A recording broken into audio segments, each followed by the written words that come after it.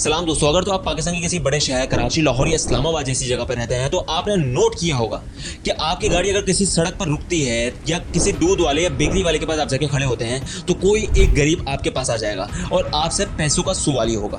अब आप अगर उसको पैसे दे दें तो ठीक है, नहीं तो आपका दिमाग खराब कर देगा, आपकी हद खत्म हो जाएगी और आप आखिर में उसको पैसे दे देंगे अपनी इज्जत बचाने के लिए। अगर तो आप उसको गुस्सा करेंगे तो लोग कहेंगे कैसा घटिया और बेहस किस्म का आदमी है, एक गरीब को धुतकार रहा है। लेकिन क्या वो गरीब होता है? जी नहीं, वो एक गरीब नहीं बल्कि एक प्रोफेशनल बैगर होता है। एक ऐसा प्रोफेशनल जैसे कि एक डॉक्टर और एक इंजीनियर होता है।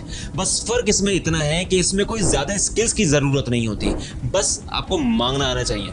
अब जब कोई प्रोफेशन में इतना पैसा हो तो वो इंडिविजुअली नहीं रहता बल्कि वो बन जाता है पूरी इंडस्ट्री, और वो पाकिस्तान में बन चुकी है बैगर इंडस्ट्री। और ये इंडस्ट्री इतनी फल फूल चुकी है कि सिर्फ पाकिस्तान में नहीं बल्कि ये अपने वर्कर्स अब पूरी दुनिया में फैला रहे हैं। तो क्या ये इंडस्ट्री, किस तरीके से लोग इससे पैसे कमा रहे हैं और कैसे हमारी हुकूमत इसको रोकने में नाकाम है, आइए जानते हैं इस वीडियो में। डॉन के पब्लिश करदा रिपोर्ट के मुताबिक पाकिस्तान की कुल आबादी 23 करोड़ के करीब है, जिसमें से 38 करोड़ भिखारी हैं, यानी हर 6 लोग में से एक भिखारी। अब आप कहेंगे इतने सारे भिखारी यकीनन गुर्बत या फिर खाना ना होने की वजह से होंगे। नहीं, आप गलत हैं। ये जो भिखारी आपको नजर आते हैं ये एक प्रोफेशनल भिखारी होते हैं, क्योंकि ये भिखारी गुर्बत की वजह से आपके पास नहीं आया है, ये एक धंधा बन चुका है। रिपोर्ट्स के मुताबिक एक भिखारी एक दिन में, अगर कराची की बात करें तो 2000 रुपए, लाहौर की बात करें तो 1400 रुपए और इस्लामाबाद की बात करें तो 1250 रुपए तक कमा लेता है। सबसे ज्यादा कराची में, क्योंकि भिखारियों के लिए जो सबसे सूटेबल जगह होती है भीख मांगने के लिए वो होती है कच्ची और खराब सड़कें, क्योंकि वहाँ गाड़ियां ज्यादा रुकती हैं। और कराची के रोड्स के हवाले से तो आप बखूबी वाकिफ हैं, खड्डों में रोड बनी है। और कराची के रोड स्कैम्स के लिए भी मैं एक वीडियो जरूर बनाऊंगा। खैर, दिन के 2000 रुपए जो किसी डॉक्टर, इंजीनियर या मैनेजर की इनिशियल तनख्वाह से भी ज्यादा होते हैं। सारे शहर और गांव के एवरेज निकालते हैं तो ये बनते हैं दिन के 800 से 900 रुपए। और अगर 38 मिलियन भिखारियों के साथ इसको मल्टीप्लाई करें तो एक रोज में ये तमाम भिखारी मिलकर एक दिन में 32 अरब रुपए कमाते हैं, 32 बिलियन रुपीस।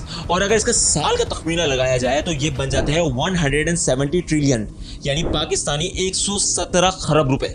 और इसको अगर हम डॉलर्स में कन्वर्ट करें तो ये बन जाते हैं 42 बिलियन डॉलर्स। और इसके मुकाबले में अगर पाकिस्तान की आईटी इंडस्ट्री, जिसको गोल्डन इंडस्ट्री कहा जाता है, वो कमाती है सिर्फ 3.5 बिलियन डॉलर्स। इसका क्या मतलब है कि हम अपने बच्चों को कोडिंग वगैरह सिखाने की जगह भीख मांगना सिखाते हैं। अब हुकूमत देखती है कि यार ये बैगर इंडस्ट्री तो आईटी इंडस्ट्री से भी ज्यादा कमा रही है, क्यों ना इनके लोगों को भिखारियों में शिफ्ट कर दिया जाए। तभी उन्होंने इंटरनेट वगैरह ही बंद कर दिया कि चले अब आप भी उस इंडस्ट्री में चले जाएं, क्योंकि वहाँ कमाई ज्यादा है। और ये भिखारी हमारी और आपकी सोच से कई गुना ज्यादा अमीर हो जाता है। मुल्तान के एक भिखारी शौकत के अकाउंट में 17 लाख रुपए निकलते हैं और बाद में पता चलता है कि उसने अपने बच्चे के लिए 1 करोड़ की इंश्योरेंस पॉलिसी भी कराई होती है, और ये सब सिर्फ भीख मांगकर। एक वाकये में तो डॉक्टर शाजिया नाम की एक लड़की का एक वीडियो भी बड़ी वायरल होती है जिसमें वो बताती है कि वो एक खानदान में शादी करती है, वो ठीक ठाक अमीर और लग्जरियस लाइफ जी रहे होते हैं। उसको शक होता है कि ये लोग कमाते किस तरीके से इतना सारा पैसा। जब वो पता लगाती है तो मालूम होता है कि वो सब भीख मांगते थे और भीख मांगने का एक नेटवर्क चला रहे थे। जी हाँ, एक नेटवर्क। अगर तो आपको लगता है कि ये जो भीख मांगने वाले हैं वो अपने ही मेहनत से यहाँ पहुंचे हैं किसी तरीके से और आपसे पैसे मांग रहे हैं, तो ये भी गलत है। इनको यहाँ पर लाया जाता है एक नेटवर्क के जरिए। इनकी प्रॉपर तरीके से पिक एंड ड्रॉप होती है, इनकी प्रॉपर टाइमिंग्स होती है, इनका भी अपना ड्रेस कोड होता है। बाद में जितना भी पैसा कमाते हैं आधा पैसा ये भिखारी रख लेते हैं और आधा उस ठेकेदार को दिया जाता है जिसने इस पूरे नेटवर्क को सेट किया होता है। और ये जो ठेकेदार होते हैं वो सिर्फ भिखारी ढूंढकर लाते नहीं है बल्कि बनाते भी हैं। छोटे छोटे बच्चों को अगवा किया जाता है, उनको अपाहिज बनाया जाता है, क्योंकि जितनी बुरी हालत में वो भिखारी दिखेगा उतने ज्यादा पैसे मिलने के चांसेस होंगे। एक बच्चे के हाथ में और छोटा बच्चा दे दिया जाता है जिसको देख के आप कहीं ना कहीं पिघल ही जाते हैं। और वो जो छोटा बच्चा उसके हाथ में होता है वो शायद नींद में भी नहीं, बेहोश होता है, क्योंकि उसको कुछ ऐसी दवाइयां लगाई जाती हैं ताकि वो जागे ही ना, ताकि वो भीख मांगने वाले को परेशान ना करे।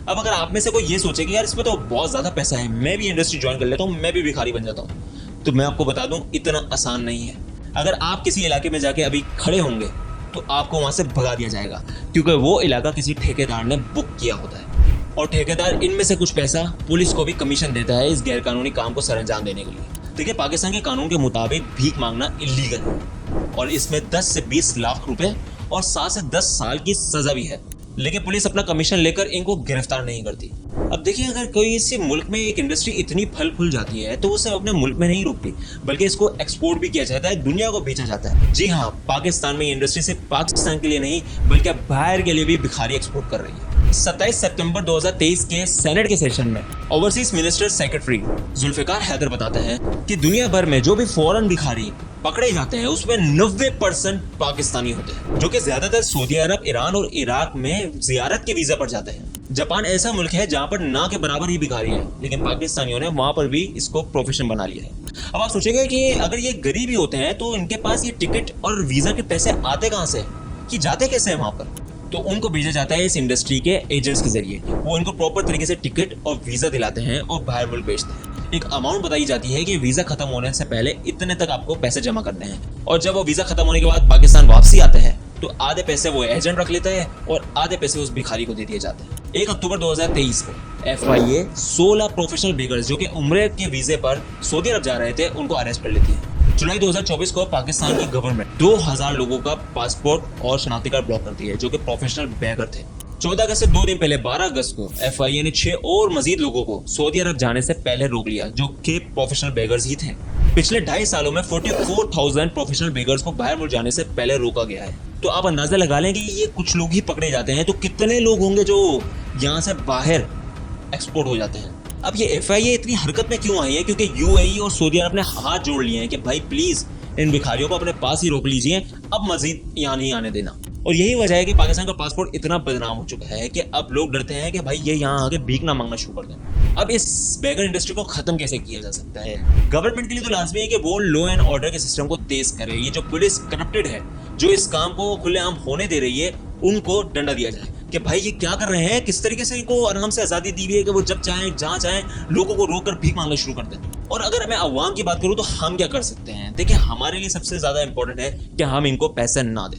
अगर तो ये आपको अल्लाह का नाम देते हैं कि अल्लाह के नाम पे पैसे दे दें, तो मैं आपको बता दूंगा इस्लाम में भीख मांगना जायज़ नहीं है। बुखारी और मुस्लिम में हज़रत Mohammed peace be upon him की हदीस के मुताबिक जो शख्स भीख मांगता है वो कयामत के दिन बगैर गोश्त वाले चेहरे के साथ उठाया जाएगा। इससे पता चलता है कि इस्लाम इसको कितना नापसंद करता है। तो पहला जवाब तो खत्म हो गया कि अल्लाह के नाम पर दे दें। दूसरा जवाब आता है कि मुझे भूख लगी है, मेरे कब से कुछ खाया नहीं है, प्लीज कुछ पैसे दे दें। तो उनको भी मत दें, क्योंकि देखिए ज्यादातर शहरों में आपको पता ही होगा कि पाकिस्तान में वेलफेयर का सिस्टम बहुत ज्यादा खुला हुआ है।